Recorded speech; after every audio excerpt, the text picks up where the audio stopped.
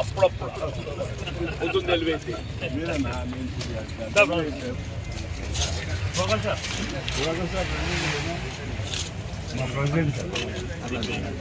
ఇక్కడ బాగా గోపాల్ తెలుస్తున్నాను మీరు కూడా పచ్చమే కానీ రఘురాజ్ అన్న తెలిసినే తెలుసు తెలుసు మీరేం చేస్తారు బాబు రియల్ ఎస్టేట్ అమలేశ్వర వేరే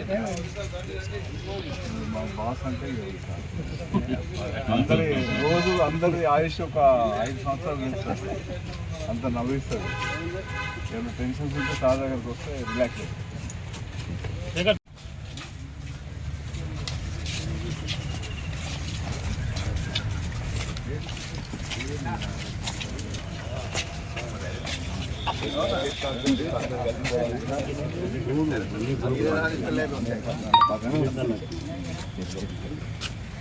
ఆల్మోస్ట్ 40 సంవత్సరాలు అందరూ పరిచయం ఉంటుంది.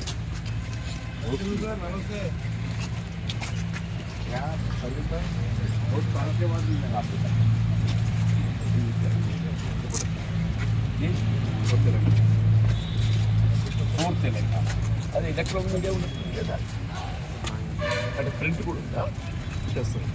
అదే తెలంగాణ ఆ ముస్లిం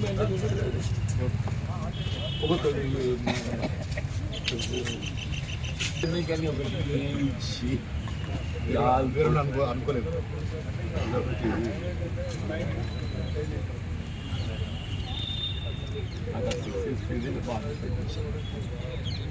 నా బాధ్యత నివర్తన లోపల ఏదైతే ఎక్కడ కూడా అన్ని కాంప్రమైజ్ ఏ ప్రశ్నించే గుంతుకని చెప్పని ప్రజాపక్ష పాత్ర పోషించాలి.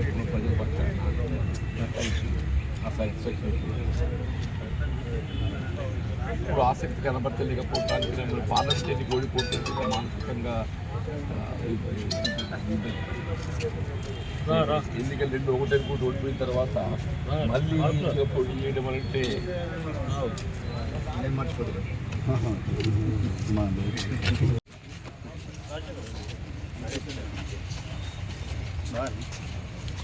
సర్వేశ్వర రిజిస్టర్ పాస్పోర్ట్ ఉంటాయి, బండ్లు ఉన్నాయా, కాంట్రాక్ట్ ఇదే ఉన్నది కాబట్టి ఉన్నది తీసుకోవడం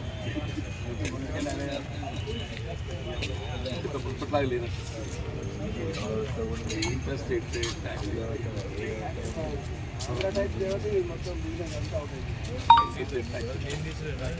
చెప్పేసి ఏమని చెప్పినా మీరు ఇవన్నీ ఏది ఇస్తుందో ఏమవుతుంది, మళ్ళీ మన కొత్త ఆలోచన ప్రెసిడెంట్ ఆఫ్ ఇండియా పంపిస్తే అయిపోతుంది.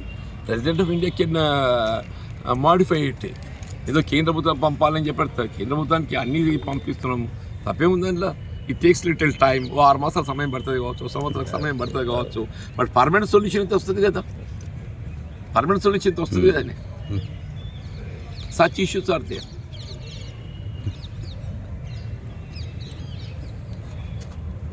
ఏదైనా కానీ కొత్త రాష్ట్రంలో వరకు ఏది ఇస్తుందో బెటర్ అనుకున్నాము. మరి ఈ తొయ్యింది ఏంటంటే ఉమ్మడి రాష్ట్రంలో మనం ఏ అప్పు లేకుండా రోషే గారు నడిపించిందా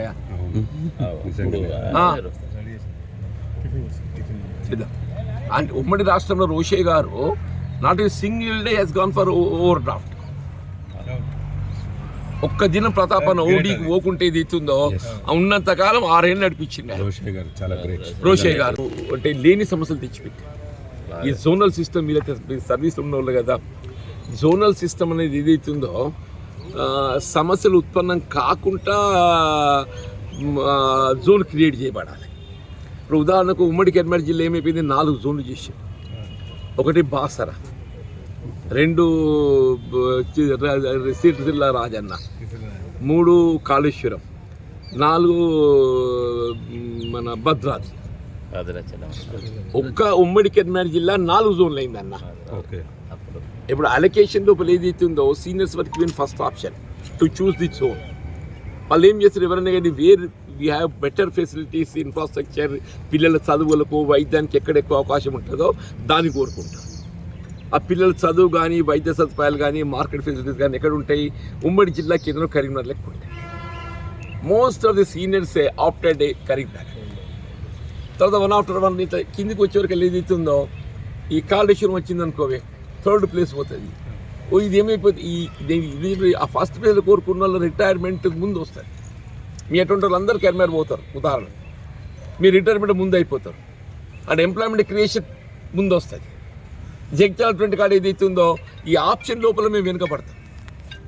ఇక్కడ ఎంప్లాయ్మెంట్ క్రియేషన్ అనేది లేట్ అవుతుంది. అదే ఈ ఒక్క ఉమ్మడికి జిల్లా అనేది ఇస్తుందో 4 జోన్లు చేసిన దానికంటే ఈ 10 ఉమ్మడి జిల్లాలు 10 జోన్లు చేస్తే అయిపోతుంది. ఏ సమస్య ఉండకపోతుంది.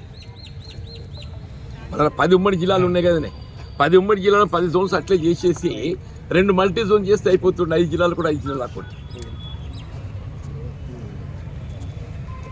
ఈ స్పౌజ్ ప్రాబ్లమ్స్ ఇవన్నీ దానిలో వచ్చినాయి. ఇప్పుడు గవర్నమెంట్ ఆ స్పౌజ్ ప్రాబ్లం ఒకటి సార్ట్అవుట్ చేస్తుంది. But other major issues are like that.